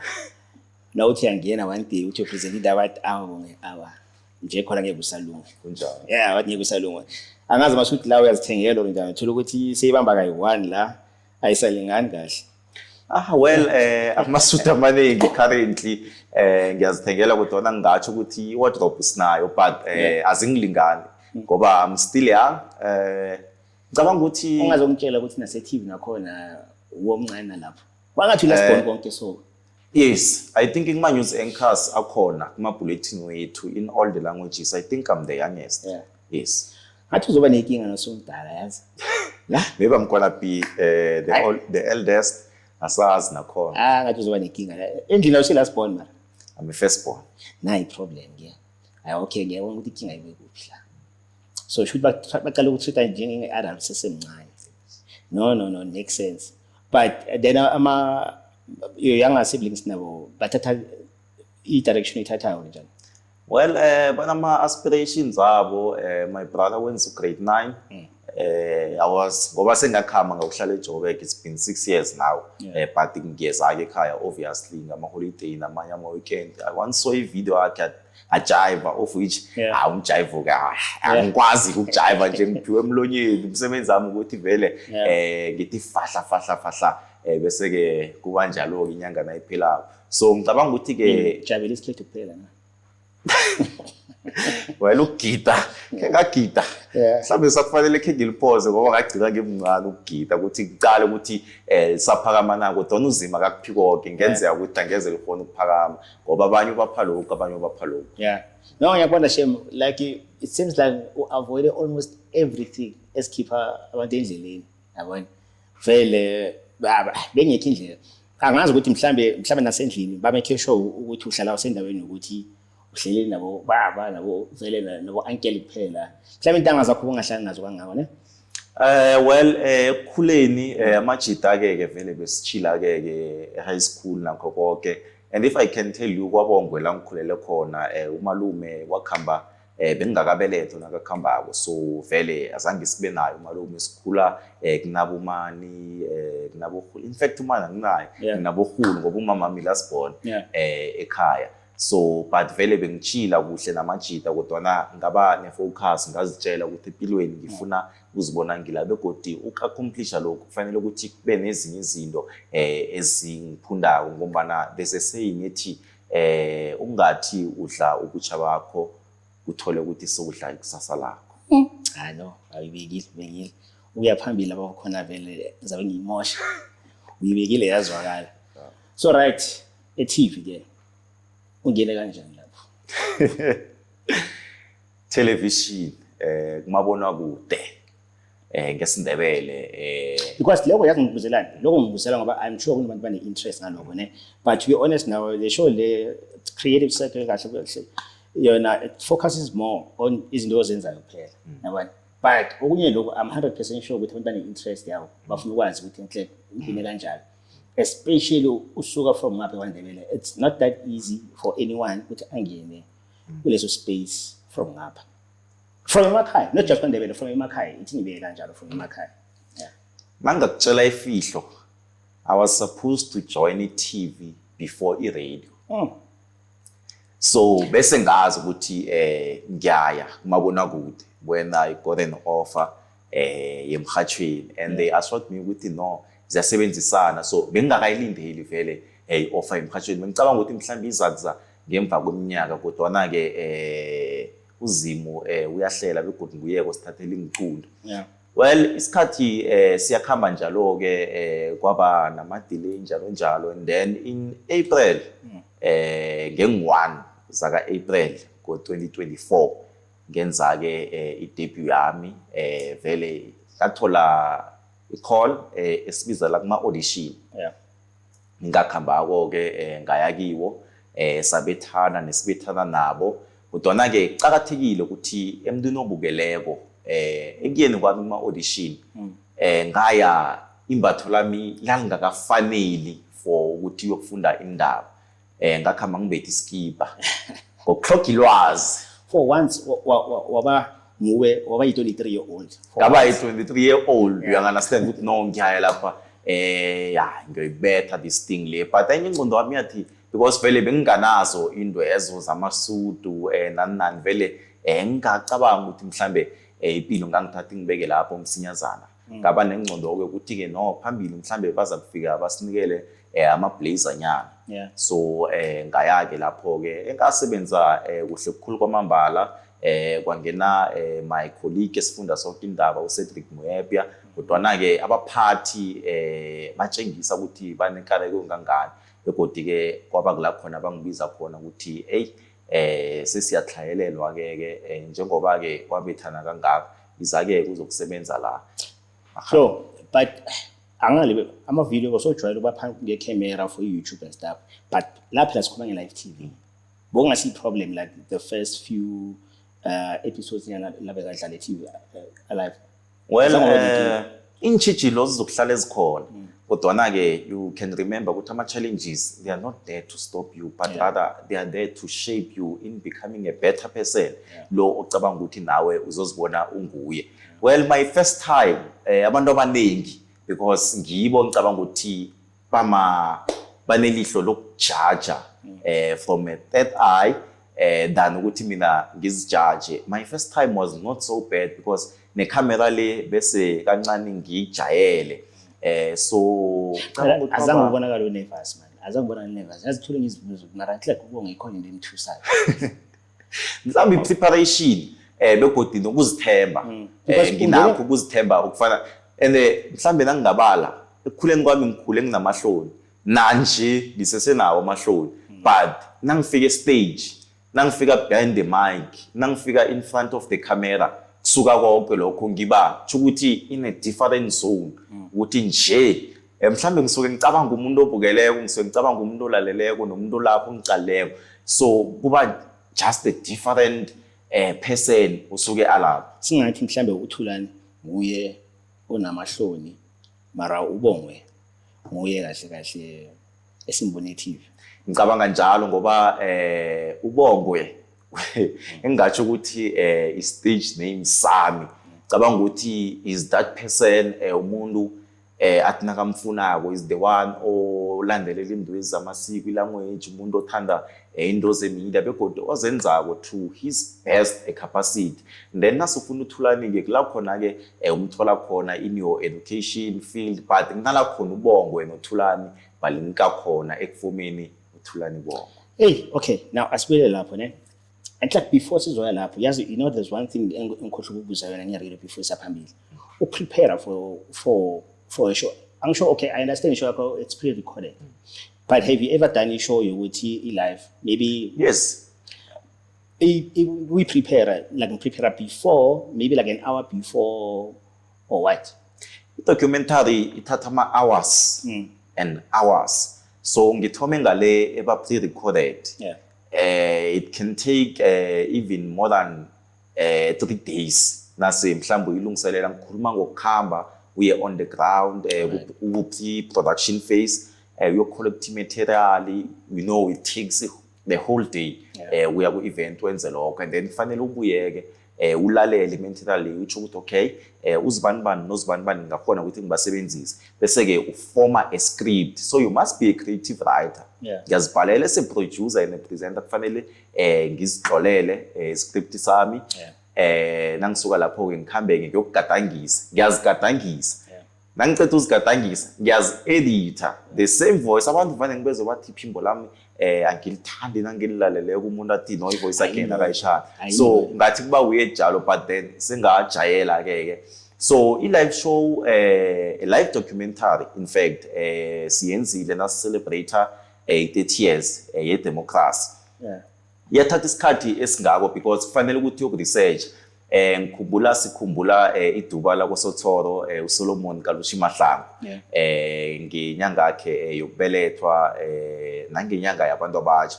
So yathatha isikhathi lokuthi kufanele si-research umlando wakhe because imilando eminingi na uyithola ngeSingisi, kufanele uyichugulule uyise esiNdebeleni bese ucollect ama-vox pops mhlambe from different people, ngaba babantu abakezombanganarha abaku education ngoba wayekholelwa ukuthi umntwana wokathole ifundo elingeneyo uthole bekhabo njalo ama Vox Pops. So inzima ngaleyo ndlela ukuthi kufanele ukuthi thane kuba ne-assistant director. So my boss usese ne-interest cool entweni yonke engiyenzako. So I must say ukuthi I'm so fortunate ukuthi ngibe naye umuntu ofana nobaba uBranko wakumluyisani hlanu kwami ukuthi nala mhlambe kuba khona ngirareka khona nala ngine idea but yena ngoba usebenze ngingakabelethwa bese sekasemkhathweni. Okay, so because of when wenza ama pre-recorded before azongena like kwishow mele at least you go through naye uBranko. Yes, kanengi. Alright. Yes, so ngimuntu okholelwa ku second opinion. Yiloko suyenze or no I'm a producer. So now we producer in charge of editorial yehlelo lakho. So nangithe namhlanje ngikhuluma ngalokho into engizokukhuluma ngayo because they feel or is as if you understand ihlelo lakho ngcono njenge producer. Yeah. No, but it's good ukwazi ukuthi at least kunomunye umuntu ongakhona ukuhlala uyela kuye kahle yabona, because sometimes ukuba big headed and then ushilo ukuthi hayi sengifikile and then after a while mase uqala manje so uyasleka uyazibuza ukuthi why and awunomuntu ofuna ukukhuluma naye because wena already so sitshela ukuthi vele sokule level le yabona. So I think una like yena or is it 2 years? I think it's 1 year nenyanga because ngajoina ngo August 2023. Okay, but still leso sikhathi leso ne okay unyaka khona uhlanganisa unyaka eTV kahle. Yes, unyaka eTV ngawuhlanganisa. Lesikhathi leso sonke leso si enough for ukuthi ukuthi umuntu ahlangahlangane azibone ngathi seka better than even some of ama colleagues amanye yabona, especially nangabe mhlambe even social media yakho idlula yabanye and then usogcina sositshela ukuthi okay wena manje sodlula lapha. But wena yini into ekwenza ukuthi uzikhumbuze ukuthi kahle ngubani? Well, umuntu nomuntu unekhono lakhe. Begodi ngibelieve ukuthi na umuntu kufanele ucompete with yourself. Yeah. Your biggest competitor nguwe. Umuntu ongakhona ukuthi ukhambe ukufuna ilwazi ubuye uimprove kuye nguwe. So abantu abanye nabo bayenza imisebenzi yabo ngendlela bayenza ngakhona. Begodi kufanele ukuthi bayenze njalo ngoba siphiwo sabo ebaphiwe sona. So nawe yenza umsebenzi wakho but your biggest competitor mhlawumbe abantu abanenge abazi qobe nangiceda ukuphuma emhathweni I take a podcast ngizilalele ukuthi ekufikeni emhathweni namkha ku television ngangila but ekukhambeni kwesikhathi la khona ukhona ukuthola nento ezinye ama-tone owasebenzisako emagameni ukhona ukuthola nokuthi kuhle your voice ijame njani and my voice means grounded now but so kucakathekile ukuthi uyazi ukuthi iphimbo lakho liphimbo linjani akusile iphimbo elibanga ichata because vele it's so deep and so broad. Before saya phambili I hope abangani nabo at least ba almost ku age group yakho ke ku emberegweni or bonke vele bakufika. Well, emsebenzini at least almost your age group bakhona ukuthi nokuphila nabo or nakhona vele sifunela amathayaba nabo. Well, emsebenzini umuntu engiphila naye khulukhulu nguComfort Masombuka. Okay. Engathi ukuthi ke uyangidlula ke ngiminyaka but the understanding mhlambe ingqondo wami se ikhulile. No, I was just curious ukuthi bakhona but noma I know ukuthi to maybe most akunabantu abako age group yakho ngiyacabanga. But I was just curious ukuthi bakhona ukuthi maybe at least noma bakudlula ngama 5-6 years or whatever. I was just curious ukuthi bakhona na or even nalapho prefer just ukuhlala maybe nabomama kuphela yabona for ukuthi for your content kwesinsikhathi you never know phela sometimes it could be for your content phela nina kulombereko wenu you never know ngasho ukuthi umuntu nje uyaxoxa kuphela la nizofuna i-content lapho. No, akhona amajita esipanini esichila nawo. Nawuthi amajita utakhona. Yeah, now and then nabanye ke some females abaku age group yami. So siyachila nje mhlambe siziditshele nje ngami niyawazi umditsho. I don't need to mhlawumbe ukugagula ke ukuthi ke sisuke siditshe ngani. Alright, asibuyele phela isimele sifundise kancane lapho nalapho phela. Yabona?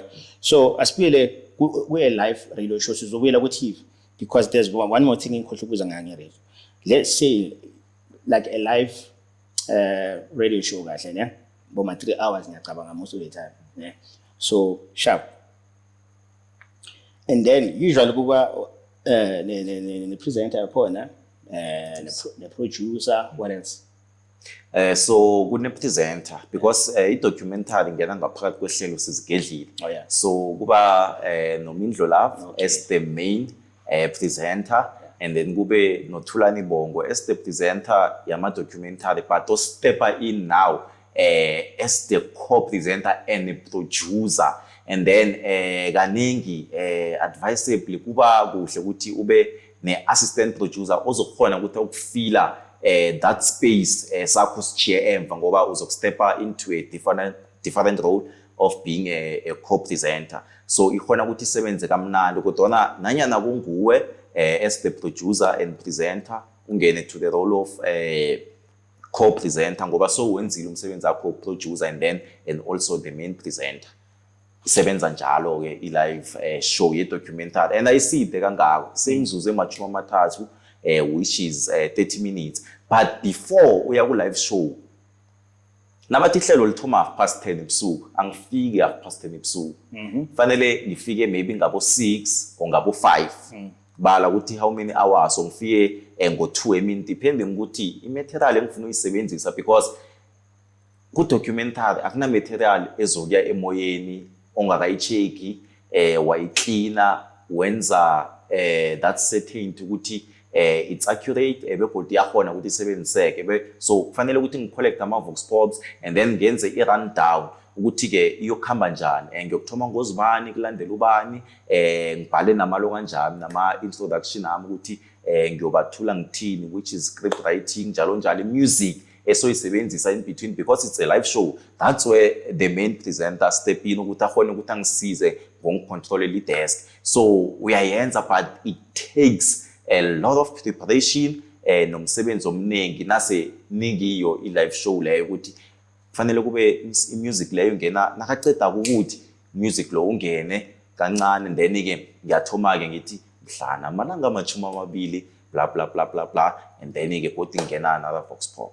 So shoot kwesinye isikhathi ngaphandle kwe-host I mean ngaphandle kwe-presenter ye-show kwesinye isikhathi kosho uberekisane ne-producer yayo yaze live show yalapho kuhle nangabe mhlambe i-show le umsebenzi wakho we-documentary or a special program, it can be ihlelo lezefundo or a sports show so kucakathekile ukuthi nikwazi ukuthi nisebenzisane nokuthi azwisise ukuthi kuhle yini le esiyenzako namhlanje so that naye ekucontroleni kwakhe namkha ekufakeni izinto abe up to date about everything. No, alright, ngiyakuza but asizibale kokugcina konke so obviously presenter then what? So you have live show mhlambe nasenza especially a documentary it's me presenter and also a producer and then ke kube nomhathi what the main show erana ngaphakathi kwayo okusiza ukuthi ucontrol but if you can check into leyo ifana khulu ne-current affairs indaba and if you check i-current affairs uthola ukuthi producer babantu abayi-6 7 ngomhathi when uyenza uyi-1 you are the own producer and presenter iyafana into yakhona technical skills and so forth into ezifunekako pheze ziyafana nayo into bengisafuna ukubuza yona because of bengizibuza lokho ukuthi i-producer ye-show nayo umbereko wakhe ukuthi kumele nabila athole indaba for lo ozofunda indaba or lo yazitholela yena ayi-1 nawe i-producer kufanele ukuthi kube nguwe oyokuthola ama-audio material ukuthi awutsosaphi ikuwe and then ukwazi ukuthi uyi-script but iba very tricky ke now yi-producer kodwa ubuye ube yi-presenter because konke lokho kukuwe but ngicabanga ukuthi into ihloleko begodi nento okhabileko wayo-outsourcer iba ngcono khulu na uyethula wena nayivela ngakuwo so sho ukuthi na ufunda indaba eradio now self uba on the safe side now also at least wenze research now kuhle kuhle kwenzakalayo kuhle kuhle mhlambe kunezinye izinto ngize trend ku Twitter as important la kwaNdebele but now uthi check from kule information le producer akutholile yona yashota so from lapho uyayifaka. Well, endabeni it's a different issue because ngibala ama bulletin ekuzindaba zephasi lezi 5 minutes njalo ngabo o'clock. So uthola ukuthi akhona ama presenters akhona ekubafundi bendaba but banama editor. Okay. So that kwenzelwa ukuthi ke ngabi nendaba eputshukele emoyeni uthola ukuthi ihlahlathisa umzimba namkha isendlalelo sakhona ngendlele ebike ngakhona ayika balance ngoba intori khulukhulu ine journalism fraternity kufanele ukuthi intori zakho zibe balance. So kunama editor atenda kacedako ukutlola khona ukuthi amhlolele sona ukuthi sitloleke ngokwekhabo lakho na begodwa siyayilandela imithetho mgomo nekampani leyo ebasebenza ngaphasi kwayo ukuthi ngelinye lamalanga angazitholi basemlilweni. Ehleke nasakhuluma so ngisacabanga ukuthi vele yazi especially for ikwekwezi Khosi FM yacabanga likwala like amashow lawa sone ukuthi it doesn't matter if nange information lokukhuluma ngayo ne mara ngathi I language yakho vele isidebele kwese singahlanga njengalisambisi. Well, isindebele kuma requirements wemhathweni ehatsha ngamalimi wethu wesintu it's the primary requirement ukuthi kufanele usazi isindebele and nje sekuya specify ukuthi wazi isindebele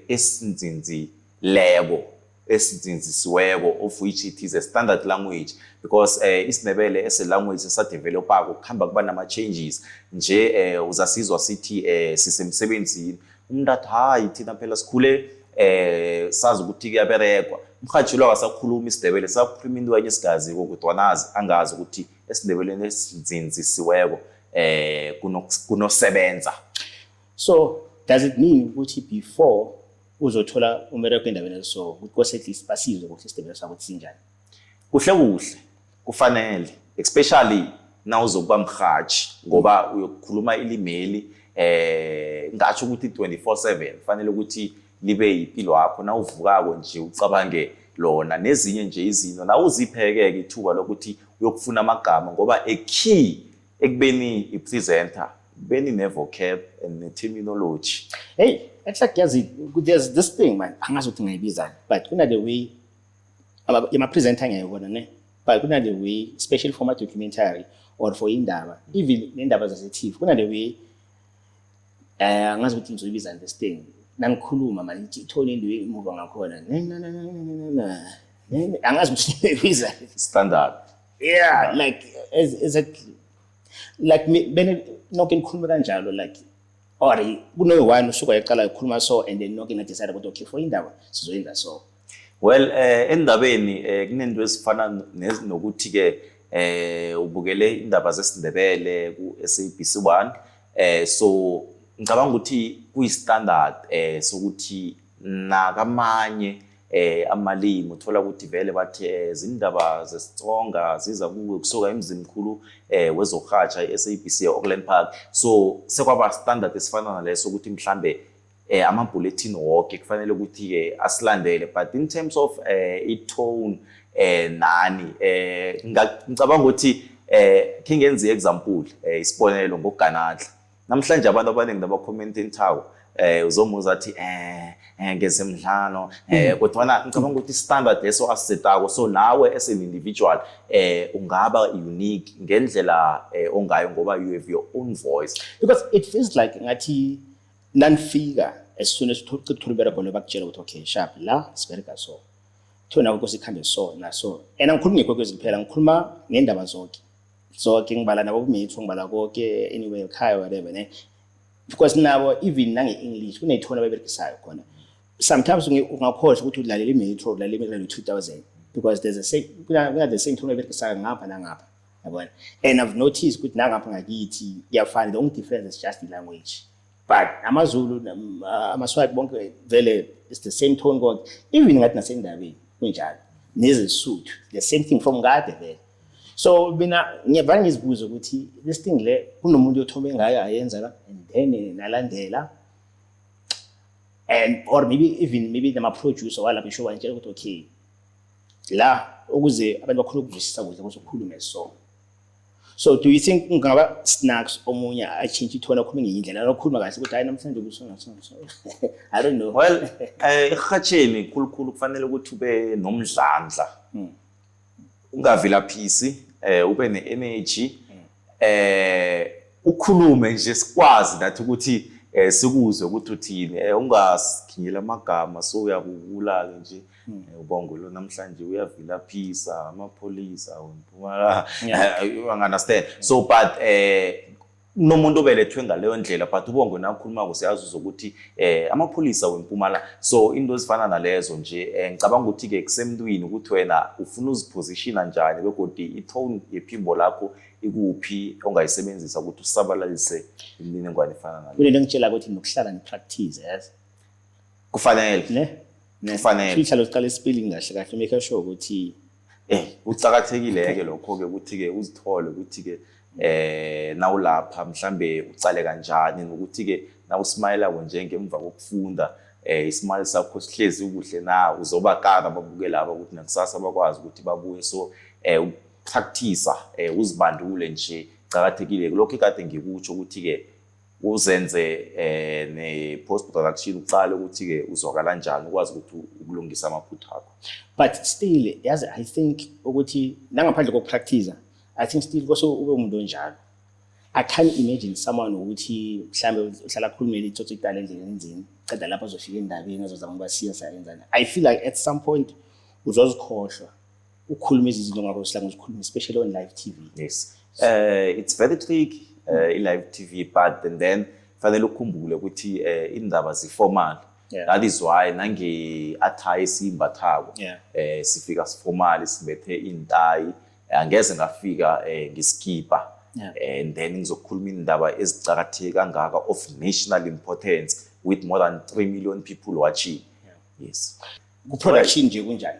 TV our current production sine editor enguye ke owengamele i-desk i-editor ye-bulletin yethu enguye ke osigayidako endweni zonke esenzako bese sibe ne-senior writer the second in command ye-editor so in absence of the editor the senior writer is in charge bese ke sibe nama-producers engibo-ke abenza into ezi-different and ucale ukuthi ke nangethula istory mhlawumbe istory sikhuluma ngendaba ze-pass global issues mhlambe esizokwenziwa nguComfort Masobhuka bese ngiyokuthula esilandelayo sesiyokwenziwa mhlambe nguNontokozo Sikhosana it's a different voice so umvezi nomvezi kuba ne-story anikelwa sona focus kiso nakafikako ngo-10 o'clock fike la ekufikeni kwe-bulletin mhlambe acede ngabo 3 ngabo 4 so uba busy netgento ngestory se 2 minutes so ngesinye isikhathi uthola ukuthi mhlambe ke abavezi abanye nabathlayelako uthola umunye unikelwa zimbili namkha the senior writer naye kuba nesinye mhlamba asenzako because uyazi technology nisebenza ngayo ngesinye isikhathi imchini iba staraha kodwa nakuvumileko nje abavezi baba baningi uthola ukuthi baba yi6 ku bulletin A1 so omunye nomunye lo ukuthi nakuzwakala voice yakhe vane azibhalele azenzele everything. Yes, so kanengi ama-company asebenza ngendaba bazithola nge-English right into zabo and then bazitranslator bazisa esindebeleni bese uyasithatha usisa ku-editor uyacala i-language ukuthi ne-story sakho isendlalelo sakhona sihlezi njani atsho-ke ukuthi no si-right namkha let's modify here and here bese-ke uyakhamba-ke uya kulo kanje ku-edit suite lapho uyokuvoice khona bese uthola ama-visual waleso story nakhiba umengameli bekavakatshele kwamhlanga udoma visual akho uyasenza bese usibuyela nangengikhadi phela ezizokusiza ngale student naso sesokuhatsha ekutheni okay i-presenter ke ukukhamba yokufunda for 45 seconds bese isitolo sakhona sikhamba 3 minutes because at the end of the day khumbula ukuthi kusese nentolo kufuze siye kizo kusese ne-weather nakho konke ukuthi bakwazi ukuthi bamanage isikhathi. Yo yazi ngicela ukuthi phela usually into ezibayingaki so nawuqalile ngilana well intori kaningi ziba kuba mhlambe na 3 or 2 and then isikhambe siyentolo mhlambe kubuye enye 2 because kunezinye ke ezimandate ezifana nezemali ezifana nesport njalo ezemali sikhuluma ngama indicators ukuthi mhlambe iranda namhlanje lijame kuphi, and then neweather vele it's a standard thing, and then kuba nentori uyazithola zibe 5 zibe 6 depending ukuthi story sinye mhlambe singadosa kangangani.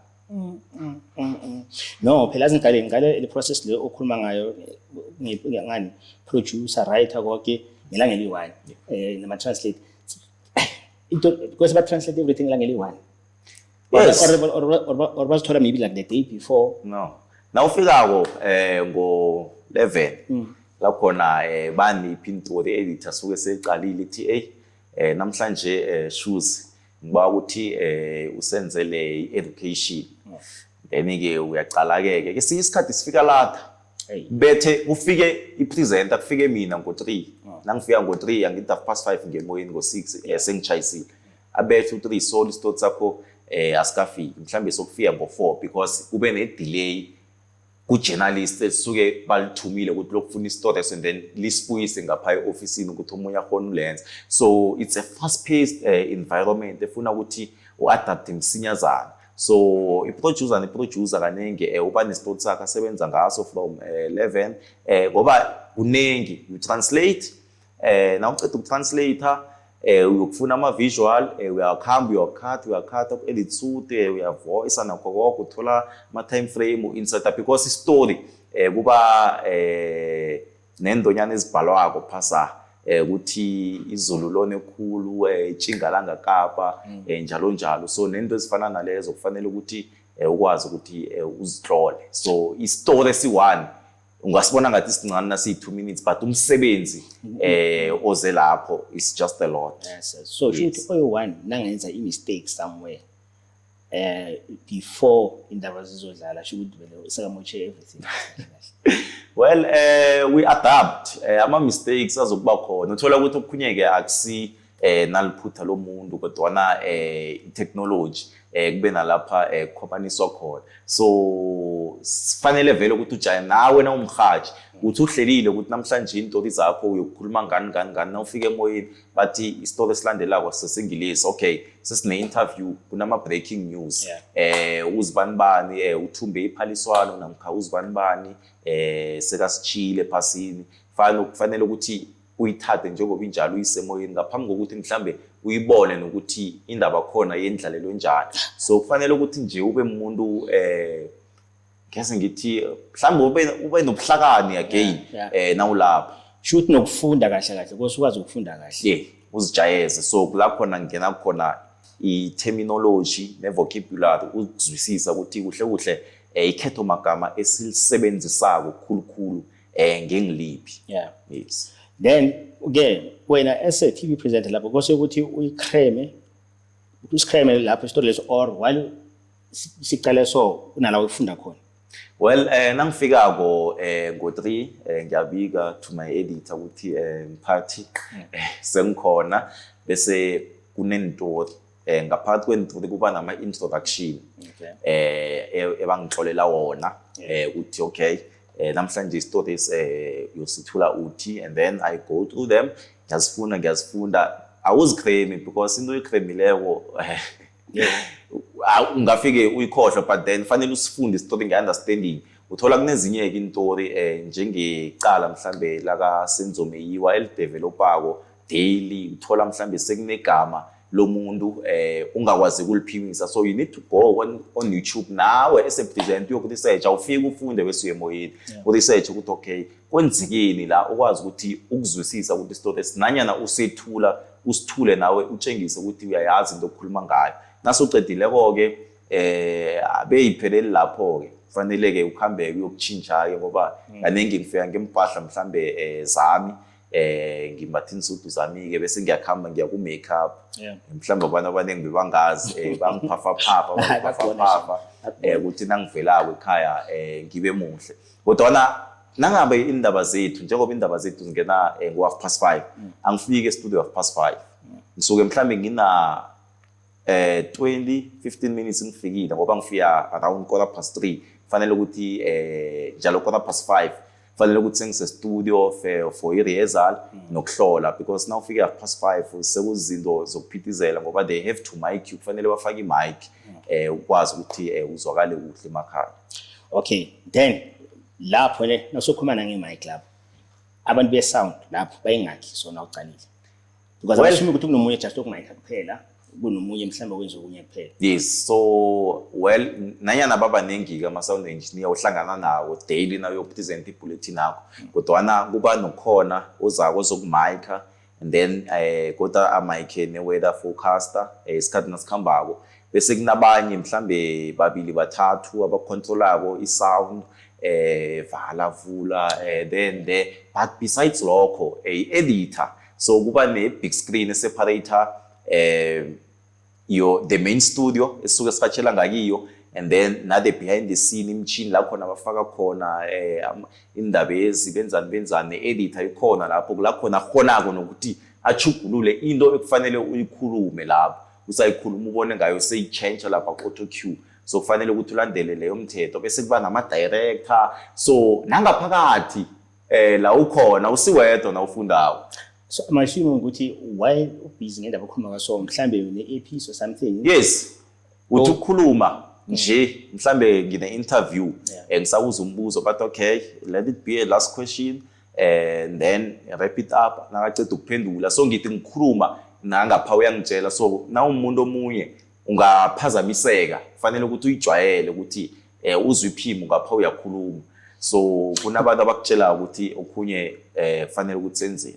Ngisazibuza lokho ukuthi hle ku difficult kangakanani ukufocus kuleyo interview leyo while ngapha ulalela something serious and told maybe it's breaking news ngaleso sikhathi lezo something ekho uyikhulume and wakutshela yona mhlambe iyathusa kancane but ngapha kusufocus so yes kuba difficult kangakanani. Well, it's very difficult especially now umuntu ongakajwayeli ukumultitasker ukwenza into eziningi ngesikhathi esi1 ukulalela ngapha uyakhuluma so because if you check speech ne hearing kunala vele zakhamba zihlasha khona but I think like you get used to it imsebenzi yakho at the end of the day kufanele ukuthi ujayele ukuthi now and then batshela nabo ukuthi hayi kuthonya khona sokunande sikukhulumele endlebeni so that ihlelo likwazi ukuthi likhambe kuhle because there's a lot ekwenzakalako ngale ngemva wena usese busy usapresenter lokhu ekufanele ukuthi ukwenze.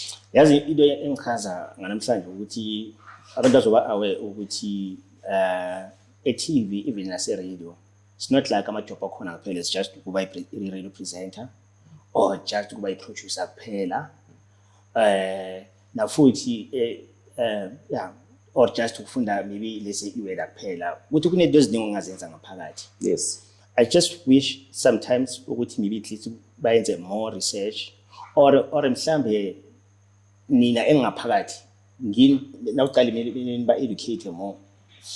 Ngicabanga njalo ukuthi akhona amahlelo afana nalawo kumahlelo khulukhulu we-CSI la khona nangaphandle mhlambe kwe-industry yethu abantu bakhamba khona ukufundisa ngomsebenzi abawenzako because just ukwethula i-bulletin of 30 minutes ithatha umsebenzi wabantu engicabanga ukuthi bangadlula ku-30 plus ngikhuluma ngama-journalist ngikhuluma ngama-editor siyakhohle mabe-admin abantu be-admin you see your transport i-journalist likhambe ngani ukufika lapho ngapha umuntu okucontrolela i-auto cue yakho umuntu okucontrola ama-camera la different umuntu okucountela down ukuthi isitoti sakho sesiyaphela u-director so it's a lot. Yeah, because I feel like abantu nabaya khona netlapha nebahle bafuna the same jobs and I just realize ukuthi ziningi into ekahle abangasibhala ngaphakathi. Yes, mhlambe enye into eyenza ukuthi abanye babe ne-problem yokuthola amanye ama-opportunity lapho ukuthi bahlale baqalene nento eyi-one ukuthi ngaleso sikhathi leso kunento eziningi kufana for example for i-sound let's just talk about the sound kuphela mina most la kwaNdebele abantu abaningi abenza i-sound ngazi ama-producer of-music engibazi ukuthi benza like ama-jingles kudala I'm not sure abantu besesabhizi ngawo uFuthela I know ukuthi there was a time la bekanokwenza khona ama-jingles kwekwezi I think nothuli bathi nabe kunowenza I'm not sure but I think bekanokwenza So that's when I realized ukuthi no man, this thing like sound in eziningi ngaphakathi. There's a lady omunye ke ngambona somewhere ku YouTube wenza ama sound for bana kuma movie leseli nabangena like ehlathini wenzani bagadanga wenzani uset yakhe kuna like agadanga khona ehlathini so or just agadanga ama steps nje ayenza different sounds maybe just so that the sound khona ibe perfect for lokho. I just wish ukuthi kwesinye isikhathi babenze more research when it comes to the song because uthola ukuthi sihleli nomuntu every day wenza music ne all right but uthola ukuthi anga excella ayikancane nangangena mhlambe kuma movie adile only nge sound kuma movie ka so now uqalile yini into osebayenza ukuthi at least bakhona ukuthola ama opportunity lawo. Do you think ukuthi maybe mele vele baye Jozi or now cabanga internet is enough for bona ukuthi bakhona ukubona ama opportunity ngaphandle kwalawo abahlala bawuqalile?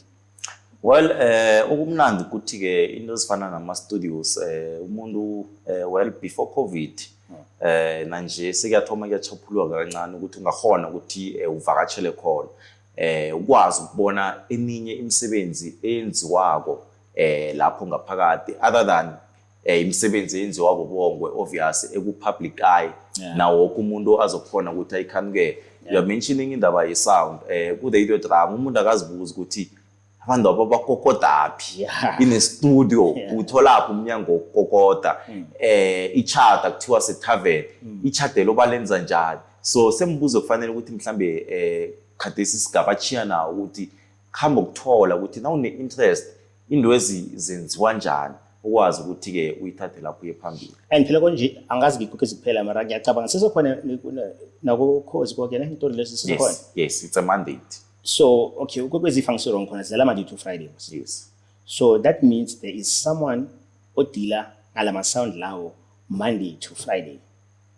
Kuhle. Like abantu labo usually maybe badila only ngalokho kuphela or maybe ba balance bayenza lokho maybe plus nama show.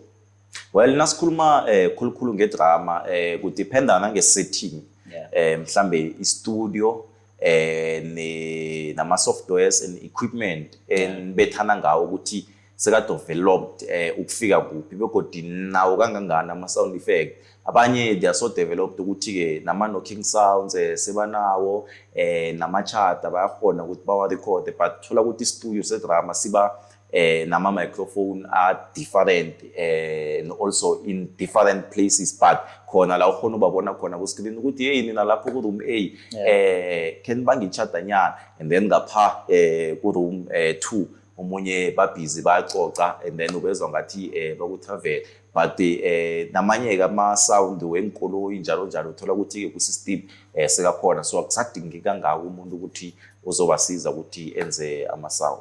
Lokho ngikhuluma ngakho namanje une interest ukwenza kodwa kancane lokulahlela iminyango uyivula uyivala wenza the whole day. Well kaningi ke ama actors uthola mhlawumbe ababili nabarecorda kwabanye ke bahona ukuthi basizeke lapho but if they because ku production one day they might say ivekele producer yikho siba ukuthi uyosirecordela idrama so I believe ukuthi kufanele ukuthi uzifamiliarize ngayo yonke into especially emsebenzini ehlanga komsebenzi walokho kwenza. No, TV ne radio nombera community too much. I just hope abantu bazobukela la bazobona ukuthi ningangakanani. It's not just easy 2 or easy 3 yabona because vele le show le ngihlala ngisho ngakhona it's more about ukufundisa abantu abangazi ukuthi information esoba ithola kuphi yabona. Hopefully kuzoba na more ama creatives wala around Ndebele. But another thing engihlala mina ngizibuza wena ngihlala ngifuna ukuyazi especially when it comes to my creatives ukuthi yini into oyenzayo just ukuthi ungahlangahlangani because you know as a creative you are forced ukuthi lokho hlala ukuzana ama ideas hlala up to take ngezinye izinto. Is there anything just ikwenza ukuthi uqonda khona vele uhlale straight kahle nje ufocus? Well yabona nakunento tholi mhlambe ngiyimisa having enough sleep. I make sure ukuthi ngiyalala nanyana noma that 3 hours 4 hours 5 hours but noma ngenzi litho ke nemini ke nangithola isikhathi nyana ngiyaresta, but again ngimuntu othanda ama series ama movie uyawaqeda mara ngiyawaqeda yeah amaningi akhona ngiyawaqeda maningi sengiwabukeleko which are very interesting begodi nawuthola isikhathanyana iyakusiza nje ukuthi uphume out of the zone yento zenzako ube on a different zone ucabanga ukuthi character le uzokusinda namhlanje, so lokho kuyakusiza ukuthi ke ukhulelekise kancane ukuphumuza ingqondo yakho endweni ozenzako ungacabanga into yini isikhathi eside ngoba uzogcina ube miserable. Right, but and then another thing yini is like, is there anything yokuthi oyenzayo enceda ukuthi ube na more ama ideas yawa leyo ufuna ukuyenza nje? It doesn't matter ukuthi whether kusay TV, radio or anything nje one interest yayo. Well, mina ngimuntu othanda ukuba exposed to different things. Njengoba ngisemhathweni umhatsho ngiyawulalela, kusebenza khona and nangithi ngiyawulalela angilaleli umhatsho munye but ngiyalalela umhatsho pheze yonke, ngiyabukela namanye ke ama channels we TV other than the station engisebenzelako, but then again sekunama platforms ahlukahlukeneko like your YouTubes, your TikToks enza very well and kuba nento ezihlukahlukeneko webhayi ungazifundisa ukuthi wow into le mina bengenza so kanti there's an easy way of doing it, and then I just step into it and then ngifunde ezinye zezinto. Incwadi again as I'm studying fanele ngiziphi isikhathanyana ebusuku no close night nangichayisako mhlambe because i-documentary uthola ukuthi ngichayise around 12 nangifikako mhlambe ngihamba ukudliwako and then go 1 ngibethe incwadi tot go 7 ilanga naliphuma bese ngiyalala kancane, and it took the same day kufanele ngivuka again lokhanyana mhlambe ngiye barber shop ngiyoguda ukuthi ke nange TV ngikhona ukuthi ngicaleke kuhle. Yazi omunye angazibuza ukuthi especially sokubaningi abantu esibabonayo, not just like okuziphela but konke nje, just baningi abantu esibabona ukuthi umuntu akhona useradio, omunye na futhi at the same time se-TV uthola ukuthi une show epresentayo somewhere, so omunye angazibuza ukuthi kunemali enough ukuthi ungakhona ukusurvive kule industry with just one job, whether let's say just radio kuphela or just TV kuphela or yabona, or vele are you forced ukuthi kumele at least ube na 2 or 3? Well, amakhono i-radio it's an environment whereby pheze singatsho ukuthi umkholo wakho ulingana namakhono wakho ukuthi uphetheni esandleni. Yes, funa ukunikela but uphetheni esandleni, but imali ngicabanga ukuthi akunamali enough. Ongatsho ukuthi nakhibe ngihola 100,000 it can't be enough. Nangikhola 100 yokufuna 200,000 umuntu ohola 50 rand ufuna ukuhola 100 rand. So ngicabanga ukuthi but into ecakatheke kakhulu i-passion yakho konke lo, imali siyithole la, imali sizoyichiya la, kodwa yona at the end of the day iyafuneka, but roughly imali ikhona na ikhona imali ukhunya yikho mhlambe sekuya ngomuntu ke ukuthi wena ukhona njani ukuthi ubuthelele intfo zakho ngokunikezwa i-platform onikezwe yona because mningi imisebenzi abantu siyazi ukuthi abama ngeze ngithi ama celebrity but ababa exposed to the public eye bakhona ukuthi bayenze being an MC outside of your work scope and so forth. But omunye angazibuza na futhi ukuthi niba ma full-time employees lapho both radio and TV for producer, hoster, or just maybe niba ngathi freelancers? I'm a freelancer kahle, yeah, I'm a freelancer. Well, kuyahluka. Kunama freelancers kaningi vele i-showbiz isebenza ngama freelancers and then kuba khona aba permanent. So mhlambe ke kuya ngomuntu ukuthi ulitholile ithubelo, mhlambe abanye ke I know a few ekade ba permanent baya elandula badawa asikhona siba ukuthi sibe ma freelancer ngoba kuneminye imisebenzi esifuna ukuthi siyenze eqadi kwalo umsebenzi esiwenzayo. Oh, okay, but ama freelancer uyakhonakala ukuthi like ukuthi abe full time I host like I present ukuthi like ama full time employees akhona yini laba aba behind the scenes phela mhlambe let's say I don't know maybe abantu aba admin yabona, maybe even ama-producer ngoba thokuthi a-producer more than one show. But as a presenter, so it's possible to be like a full-time employee as a presenter? Well, in the status quo, I would say it's not that possible because kaningi ama-presenters, ma-freelancers, uthola ukuthi, well, it differs company ukuthi ke ama-contracts wabo bawa-structure kanjani. Uthola omunye uhola per hour, omunye uhola per show ayisebenzileko. So if freelancing isebenza njalo, and then permanent uthola ukuthi uba entitled to amanye ama-leave, so ngenile ama-hour lawa ayi-5 or ayi-6 but imali yakho remains stagnant. Another thing I'm getting from this thing ukuthi vele kahle it's best ukuthi uyingene le industry, especially for i-production phambi camera, if une-passion. Yes. I think for maybe, let's say, like maybe for admin and stuff, maybe let's say just work salary and stuff, but ukuba phambi camera or ku-production nje, it's better for i-passion. Ngoba lama hours wakhuluma yokulala, ukuvuka konke lawa, I can't imagine someone owenza something else so avuka everyday ayenze mara angayithandi.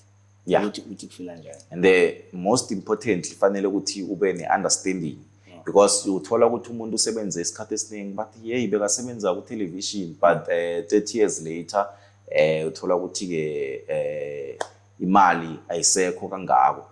So because uthola ukuthi beyangasi permanent, mhlamba akanayo pension fund, but bekahola imali yanele ukuthi bungakhona ukuthi if ubeka that 5 rand each and every month ukuthi ngamalanga wakho wazi ukuthi sewuzokuthatha umhlala phansi ube ne something okhona ukuthi uphume nayo.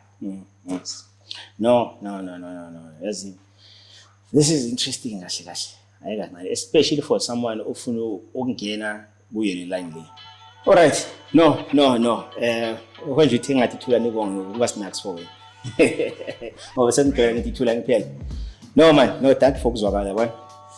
Yeah, I'm sure ukuthi after today yazi abantu bane-interest ye-radio ne-TV, especially la bantu belapha mhlawumbe bazokhona ukubona ukuthi okay basebenze so bayelana.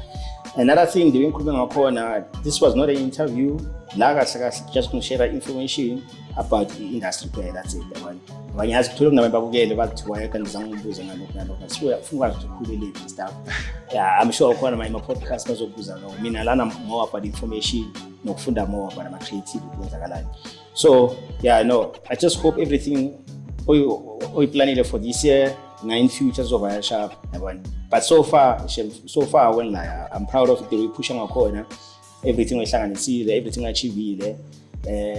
Now that the documentary this thing this season ukuqala sengikhohlile mana khona African identity kaba ngithude mara sengikhohlile kama nakhona, and I'm glad with that thing leyo besiyenza ikuncedile ukuthi uvule amanye opportunity so yabona. So like I'm happy blind for everything I achieved blind. Hopefully so when I'm on, because it seems like every year hlala umuntu anantsiwana. Last year what TV radio was it last of last year last year radio, last year what TV manje sokuba indaba zokuteach shukuthi every year nasesolanda bo my Easter mele ngimbuzo ukuthi surprise kwenzakalani, because lapha nakhona last year it was somewhere Easter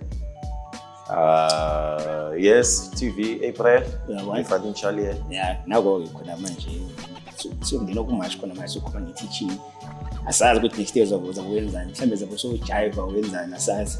Yeah, you never know. Sabona ukuthi impilo isibekaphi but ngithokoza kakhulu ukuthi ke ngalokho okuncane mhlambe esifonileyo ukuthi sikubuthelele sikwazi ukuthi kodwa sibuye sokwabelana nabantwana bekhethu nabo abasaqaleleleko la nathi ngaleya minyaka sasicalelele ukuthi sifuna ukufika begodi mhlambe ilwazi safona ukuthi silithole namkhabela ingekho kodwa ke sesibonile kancane kuhle ukuthi sibele emva so give back to the community.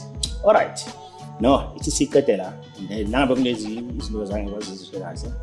Size part 2 next time yabona, but for now I think it's covering enough. Maybe I'll wait for any announcement ozoyenza ngoba kunento engitshela before nonyawo lokuphela uzabe wenza something else. Well, ngesibisi bathi ke don't count your chickens before they hatch. So ngiba ukuthi ngizikhiphe wrapped for now, but kukhulu khona kuyeza. Hayi asivale ngithi lapha. Tada. Creative Circles with K Forever.